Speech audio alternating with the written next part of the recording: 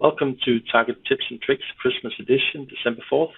Today I'm going to show you some of my preferred shortcuts in the Target client. So let's go and have a look.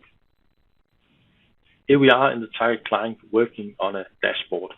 The most important shortcut I can think of is function key 12. It will toggle between consumer mode and designer mode. So function key 12 should be your first shortcut. Secondly, to get full screen view of your analysis or dashboard, function key 3 will take away the ribbon in the top. Function key 4 will take away the smart pad on the left hand side, and function key 3 and 4 will get them to toggle back. So function key 3 and 4 to get a full screen view.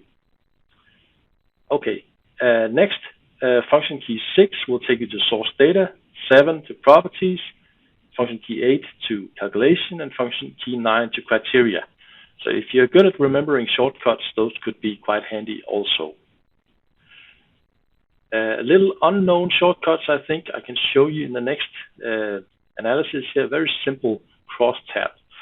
So to toggle through different visualization options, you can actually hold down the control key and then try control 0, which will turn this into a table, not a cross table. 1 will be a pie chart. 2, control 2 is a column chart. Control 3 is a bar chart. Control 4 is a line chart. Control 5, an area chart. 6 is a map.